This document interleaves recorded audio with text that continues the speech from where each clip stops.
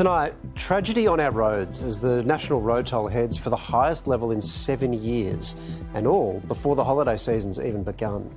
Now, the family of one of the latest victims has penned an emotional letter calling for change.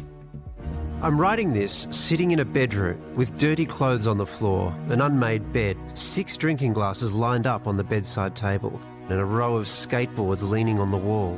It's a mess, and it's perfect. This is where 101 lived. It's a heartbreaking tribute from the devastated parents of the 101st person to die on South Australian roads this year, the son of the State Police Commissioner, who writes, 101 arrived on the 28th of April 2005 and changed our lives forever. The last of 5, he was different. A lovable ratbag from the moment he could talk. That was honestly the most heartbreaking thing. His life honestly just started. Grant Stevens has served South Australia for over 40 years. His whole life he has dedicated himself to protecting others. It is just so unjust that he and his family have now had to endure this great tragedy themselves. Commissioner Stevens' son was an 18-year-old out celebrating schoolies, what should have been one of the happiest nights of his young life, tragically cut short by an alleged hit and run. An apprentice carpenter. He very much loved what he did, and he had just recently left school. Intensity shone through as 101 committed to each new passion, they write. Lego, scooters, footy, cricket, and his skateboard. It was all or nothing, and it was always all. This, just one of the more than 1,247 lives lost nationally in the past year. This year on track to be the highest road toll in 7 years. And behind every single figure is a beloved family member, just like 101. We always talk about this happening to other people, but the reality is it can happen to anyone. It was 101 who taught us you can't shower unless you have your Bluetooth speaker fully cranked so mum and dad can't hear themselves talk in the kitchen. It's really tragic. It's terrible. It's horrible for their family. Just hearing it was really upsetting. Too many families like the Stevens forced to endure the worst type of pain. 101 is Charles Hinchcliffe Stevens. Charlie, Charlie Boy, Chaz, Lynx, Steve. You lived life and gave so much to so many.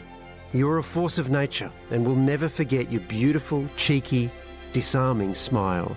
So much more than just a number on a tragic tally. Russell White is from the Australian Road Safety Foundation and is here to talk to us about this massive road toll. Russell, we've all seen the stats, but I think every parent's been deeply moved by this letter and the tragedy of Charlie's story. Is this the wake-up call Australians need? Yes, Sarah, I think we really do. I think, what that piece you've put together there just shows is the human tragedy behind the numbers. And as in this particular case, as with all those 1,100 or 1,200 that we're going to see, unfortunately, this year, those numbers are multiplied by another 30 people that are seriously injured or hospitalised. And then, of course, as we've seen from that piece, it's the ripple effect through the entire family, the friends, and ultimately the whole community. So it does highlight the personal tragedy behind the road trauma figures. We know the numbers are far too high. What is driving it?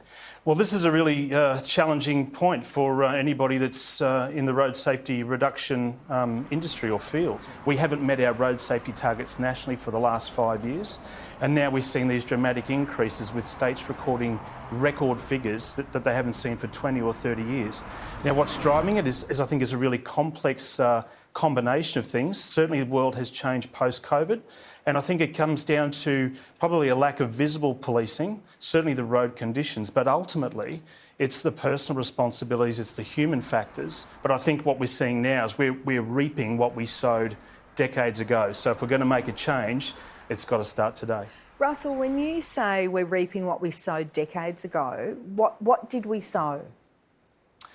Well, I think we've got a system, Kate, where it's based on the premise that somehow getting the licence is the end of the learning process, and it's not, it's just the beginning. I think what we're also seeing is a manifestation of really how we're preparing the next generation of road user, because we've got to remember, they're observing their parents' behaviour from the time they're facing forward as a child. And so then when they get to 16 or 17, they get their learners, we then suddenly say, Here's all these things that you need to start to do now. So I think it does need a cultural change, and I think we've relied, quite frankly, too much on the arbitrary changes, the engineering changes, which have no doubt worked and done an amazing job in reducing road trauma. But I think we've relied on that too much without addressing the human factors. And I think that's where the next big change in road safety is going to come from. Russell, you mentioned something really interesting before where you said more visible policing. Are you saying there that the problem is invisible policing? So, you know, secret speed cameras or red light cameras or whatever it is, try to catch drivers out rather than just having a police presence that prevents bad driving in the first place? Yeah, well, I actually do. And I think when we're starting to look at, and I just know from my own road observations, and I know that the police do an amazing job with the resources they've got, and there's no doubt cameras need to be part of that mix. But I do think that there needs to be an increase in the level of visible police cars actually enforcing the law. And on the flip side of that, I think we also need to look at not only for ways of how we're penalising drivers and catching drivers doing the wrong thing, but is there an opportunity to incentivise people who are actually doing the right thing? So I think we need to look at that. What does that mean? Like a tax deduction for zero demerit points over the course of a year? Something like that? Well, it could be. And I think there could be maybe potentially, if we look at I guess other things that the people are used to in the marketplace, you know, a benefit. Maybe it's a reduction on fuel, maybe it's a reduction on toll, so that clean licence actually has a financial value as well as I guess the points value as well. So I think if we built a bit of pride around the licence, a bit of extra value around it, that in itself might also facilitate a cultural change.